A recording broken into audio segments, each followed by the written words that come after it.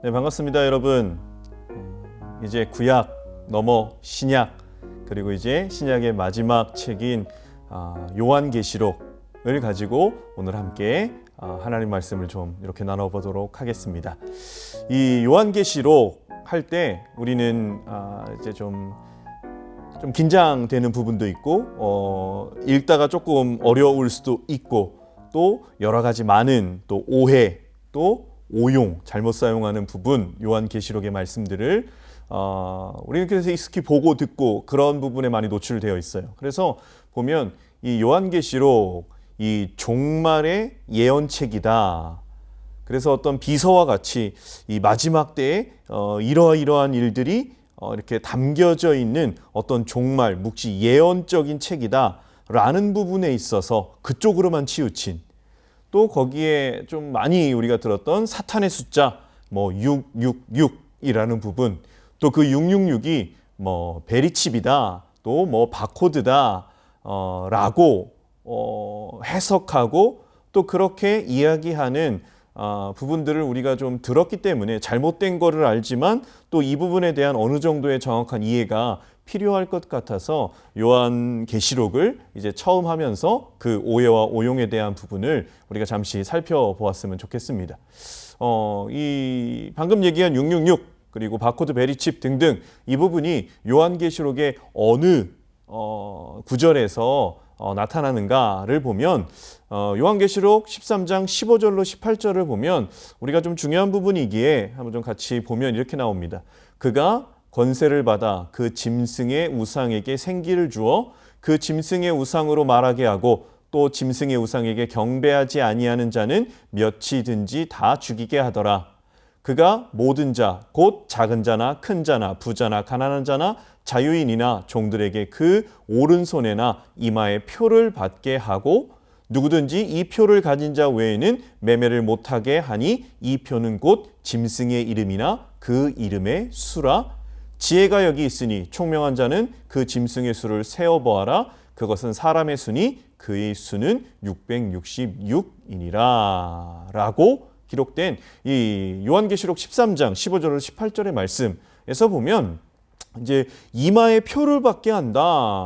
이제 짐승, 그 우상, 이제 어떤 바다 괴물로부터 받았던 그 권세를 받은 그 짐승이 이마에 표를 받게 한다. 그리고 이 표를 가진 자 외에는 상거래, 매매를 하지 못하게 한다라는 부분. 그래서 그 수가 666이다라는 거죠. 그래서 보면 어떠한 표를 받게 하고 그 표가 하나의 표식이 되어져서 그것으로 매매를 하게 하는, 그래서 지금으로 말하면 어떠한 바코드 같은 부분으로도 오해가 될 수 있는 부분이고 또 이 짐승으로부터 표를 받는다라는 것이 어떤 인간 생체에 이식되는 베리칩이다라고 해서 모든 세계 정부, 통일 정부에서 모든 사람을 다 이제 관할하는 그러한 부분으로도 요한계시록의 본문의 말씀이 오용되는 부분들을 우리는 들어 알고 있어요.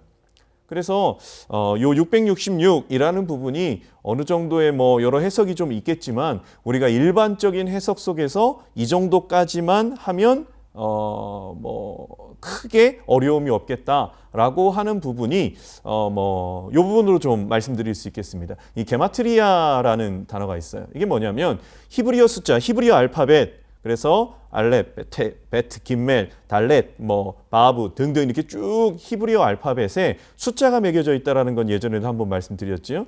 그래서 매겨져 있는 단어를 숫자의 조합으로 풀어내는 유대인들의 방법이에요. 수비법이에요. 그래서 보면 이 짐승의 숫자가 666이다. 그래서 우리는 들어서 알고 있어요. 그게 어떠한 영화 오맨에 사탄의 아들이 태어날 때 몸에 666 숫자가 있다.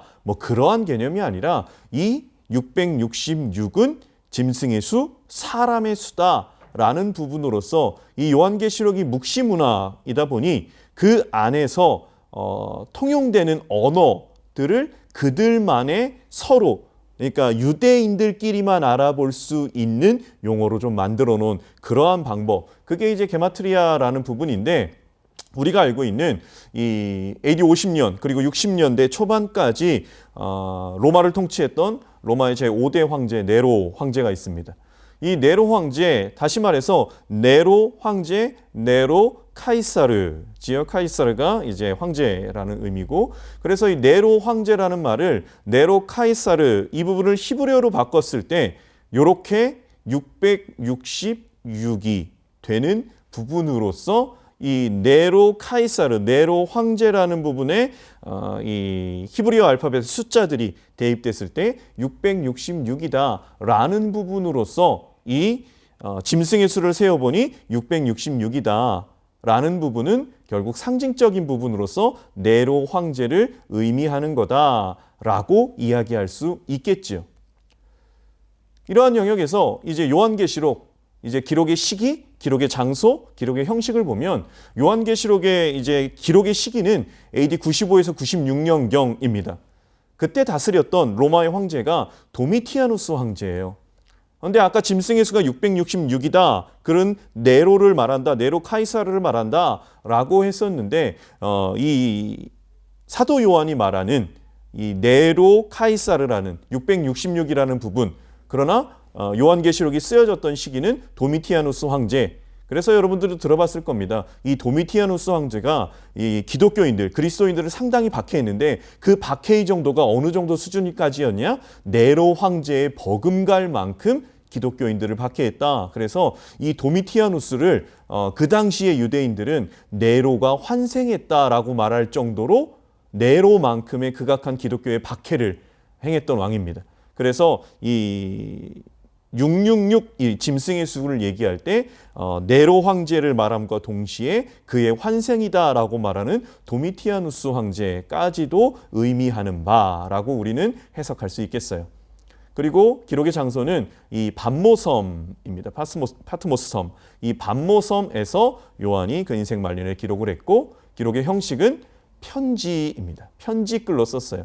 편지가 있기 때문에 당연히 수신자가 있겠지요. 그런데 이 편지는 회람서신이라고 해서 돌려가며 봐야 되는 서신이었어요.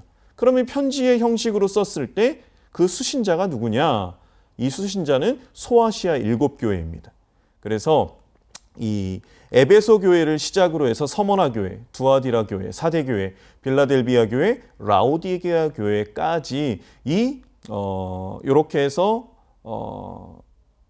버가모 교회가 빠졌네요. 에베소 교회, 서머나 교회, 버가모 교회, 두아디라 교회, 사대 교회, 빌라델비아 교회, 라오디게아 교회까지 이 소아시아 7교회에게 이 사도 요한이 편지, 회람 서신을 썼다. 그래서 이렇게 알고 있어요. 뭐 에베소 교회를 향해서는, 그리고 서머나 교회를 향해서는 어떤 칭찬과 책망에 대한 내용이 반복되어져 있는 이 고난과 어려움의 상황에서 너희들이 어떻게 살아야 되겠는가라는 부분에 있어서의 편지글의 형식이 요한계시록입니다. 그래서 요한계시록을 보면 이 신약의 시작인 사복음서는 예수님의 초림, 첫 번째 이 땅에 오신 초림을 얘기했고, 이 신약의 마지막 책인 계시록은 예수님의 다시 오심, 그리고 이 땅을 천년왕국으로 통치하시는 재림에 초점을 맞춘 책이 요한계시록이다. 그래서 은혜와 평강이라는 부분으로 시작을 해서 예수 그리스도의 은혜로 마무리되는 책이 요한계시록입니다. 이 요한계시록의 특징은 상징적 표현들이 많이 있어요. 그래서 이 상징적 표현들이 뭐냐? 이 수에 대한 부분이 많이 기록되어져 있습니다. 그래서 뭐 4, 7, 10, 12, 14만 4천 등등 이런 부분에 많은 수적 의미를 담고 있는데요. 이 4라는 숫자는 뭐 사방 네 모퉁이, 네 곳에서 불어오는 바람, 이런 부분에 표현을 해서 땅으로 상징적으로 표현을 하고, 7과 10, 완전함, 온전함을 표현하는 숫자입니다. 그리고 12는 이제 충족된 숫자인데 12지파, 12진주문, 12장로 등등, 그래서 하나님의 백성을 의미하는 부분이 숫자가 12예요. 그래서 우리가 14만 4천 신천지에서도 구원에 이르는 수다라고 말하지만, 이 14만 4천도 상징적 표현으로 12의 하나님의 백성의 완전수 곱하기 12, 가장 완전수, 거기에 10의 세제곱, 1000을 곱해서 14만 4천은 하나님의 백성이라는 부분에 있어서 가장 완전한 수를, 충만한 수를 의미하는 거지, 그것이 그냥 물리적인 숫값, 그래서 14만 4천 명, 14만 4천 1명부터는 안 된다, 이런 개념의 것이 아니다라는 거죠. 그래서 요한계시록의 특징은 이런 상징적인 표현들을 쓴다라는 거. 그리고 요한계시록은 대치되는 이분법적 표현을 씁니다. 그래서 하나님께 속한 자, 용과 짐승에게 속한 자, 그리고 하늘에 거하는 자, 땅에 거하는 자, 그리고 어린 양 신부 새 예루살렘, 그리고 음녀 바벨론. 한마디로 신앙의 회색지대는 없다라는 거예요. 하나님께 속하느냐, 용과 짐승에게 속하느냐. 그런데 용과 짐승에 대한 부분은 무엇을 의미하느냐? 그 당시에 로마의 정권을 의미해요. 이 로마는 기독교를 박해했어요. 황제 숭배 사상을 들여왔어요. 황제가 신이라고 말했어요. 기독교인들을 박해할 때 너희가 황제를 숭배해라. 그러면 살 것이다. 거기에서 사도 요한은 말하는 겁니다. 최선을 다해 하나님을 섬긴 자, 생명을 다해 섬긴 자, 생명의 면류관을 너에게 줄 것이다. 그러한 그들의 핍박과 고난, 예수 그리스도를 부정하는 그러한 핍박과 고난에 있어서 너희들이 넘어가면 안 된다. 하나님께 속해라. 짐승과 용에 속한 자가 되어서는 안 된다. 하나님께 속한 자, 새 어린 양의 새 예루살렘의 신부가 되어 주님 오실 그날에 예루살렘으로 들어가 천년왕국에서 하나님과 왕노릇 할 것이다 라는 부분으로 중간지대 없이 한쪽을 선택하라는 것. 그리고 하나님을 선택했을 때 어떠한 복을 받고 용과 짐승, 땅에 거하는 음녀 바벨론을 선택했을 때 어떠한 하나님의 심판이 있는지를 말하는 책이 요한계시록이다. 그래서 요한계시록을 읽으면서 이런 생각을 해야 됩니다. 요한계시록 자체는 이 미래에 대한 부분을, 계시라는 부분에서 미래에 대한 부분을 말하고 있지만 그럼에도 불구하고 이 현재를, 미래를 염두에 두면서 이 현재를 어떻게 살아갈 것인가에 대한 고민을 하게 하는 책이에요. 그래서 이 신약에 나타난 종말론의 공통적 특징입니다. 종말론은 미래적인 일이잖아요. 종말은. 그러나 미래에 대한 것을 염두하면서 현실 속에서 내가 어떻게 살아야 되는가. 마치 사도 바울이 서신서에 썼을 때 일하지 않는 자는 먹지 말아라 라는 부분. 주님이 곧 오시니까 아무것도 하지 않는 자들을 향해서 오늘 땀 흘려 일하라 라고 말하는 현실적인 조언을 하는 사도 바울의 종말론과 사도 요한의 종말론은 공통적으로 크게 다르지 않음을 볼 수 있지요. 그래서 계시록은 종말에 대한 올바른 이해를 통해서 예수님을 믿는 모든 자들이 그분의 참 제자, 현실 속에서 참 제자답게 살아가도록 우리를 초대하는 책이 바로 요한계시록입니다.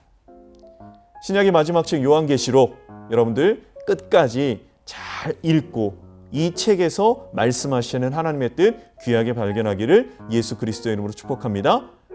신구약, 구약 신약, 통독, 그리고 개관 영상 함께한 모든 분들을 예수 그리스도로 축복하며 모두 함께함에 감사드립니다. 수고하셨습니다.